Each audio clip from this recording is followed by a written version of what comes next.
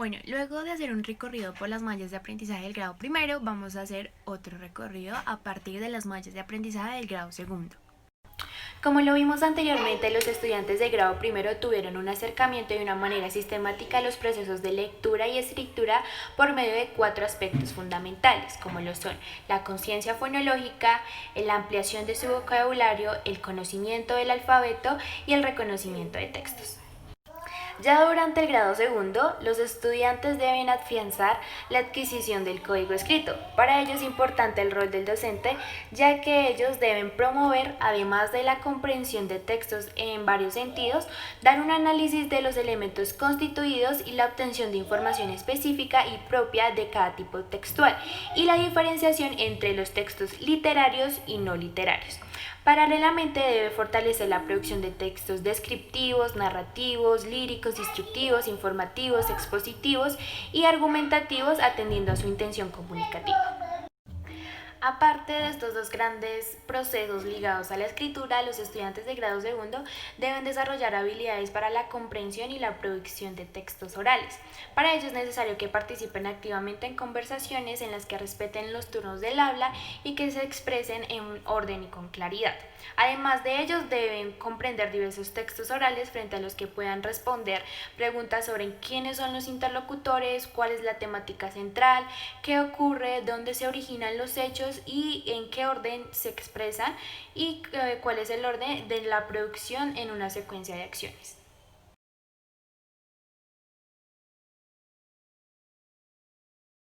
Bueno, en cuanto al progreso de los aprendizajes, acudimos a los derechos básicos del aprendizaje, en este caso el número 2, el cual nos afirma que el niño comprende la función que cumplen las señales y símbolos que aparecen en su entorno, interpreta el significado que pueden tener los códigos no verbales de acuerdo con su contexto y comprende que algunas manifestaciones artísticas pueden estar compuestas por textos, sonidos e imágenes. El DBA número 3 nos afirma que el niño comprende diversos textos literarios a partir de sus propias experiencias. El mismo reconoce en los textos literarios la posibilidad de desarrollar su capacidad creativa y lúdica.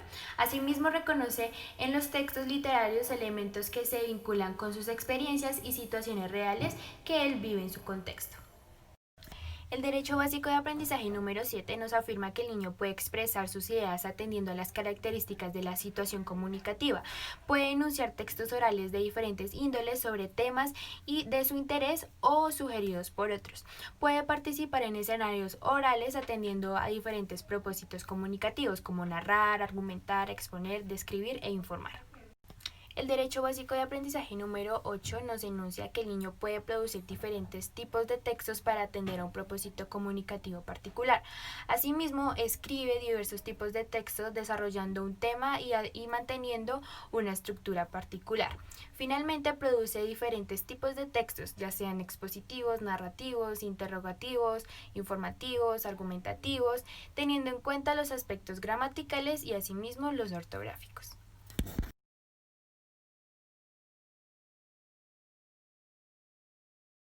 Las microhabilidades para la comprensión en cuanto a la parte de lectura nos afirma que él puede reconocer los elementos que componen un texto escrito como los títulos, las oraciones y los párrafos.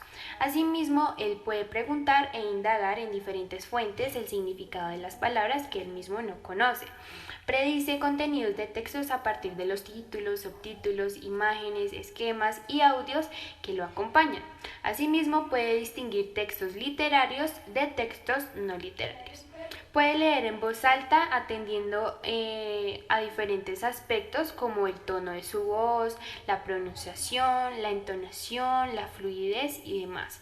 Puede identificar las palabras más relevantes de un texto, reconoce las estructuras generales de un texto y demás aspectos.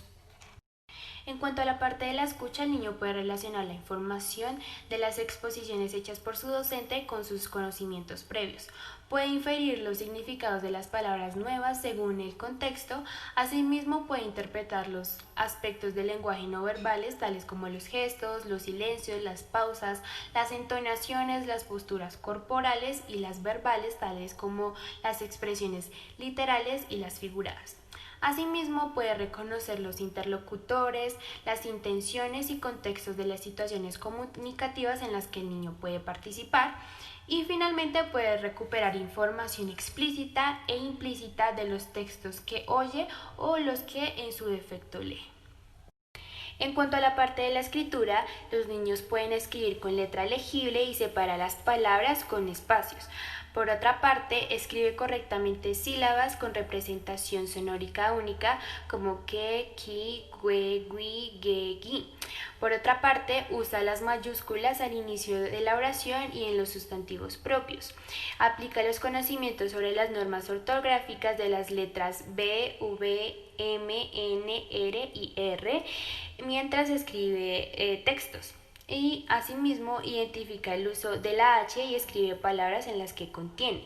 Puede tener la habilidad de escribir textos narrativos en los que presenta una serie de sucesos.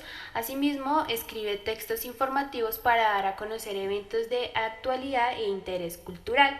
Y finalmente, escribe textos descriptivos para caracterizar personas, animales, situaciones y objetos.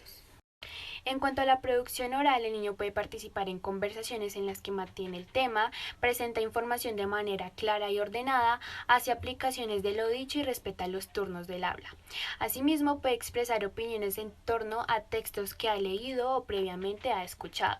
Plantea su opinión frente a las ideas propuestas por otros. Asimismo, puede hablar frente a sus compañeros con volumen audible y procurando una adecuada pronunciación.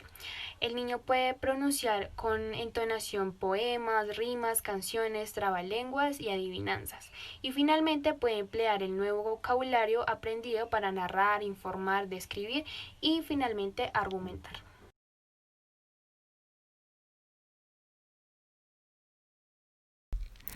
Para propiciar el desarrollo de habilidades de comprensión oral, el docente puede leer en voz alta, según los intereses de los estudiantes, un álbum ilustrado de su biblioteca escolar, haciendo énfasis en las imágenes, los títulos y los posibles sinónimos de las palabras que lo conforman para posibilitar predicciones sobre su contenido.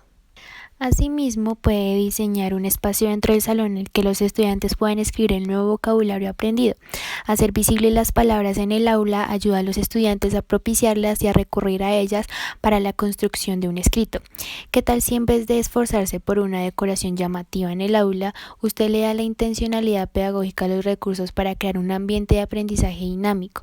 En este caso hablamos de recursos que se puedan ir enriqueciendo progresivamente de acuerdo con los nuevos aprendizajes que se construyen en el aula. Ejemplo, agregar nuevas palabras al rincón de vocabulario.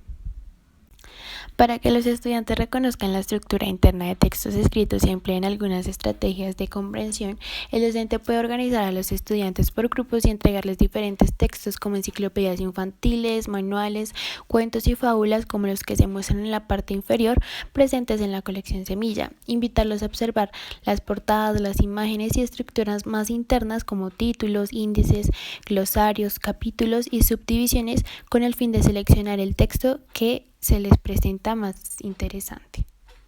Se puede presentar al estudiante una ficha de análisis en la cual él llenará su título, escribirá el título del texto, el índice, va a hacer un glosario que elija palabras desconocidas e intente inferir su significado a través de la información presente en el libro y posteriormente se llenará con los capítulos en el cual escribirá el nombre de cada uno de los capítulos.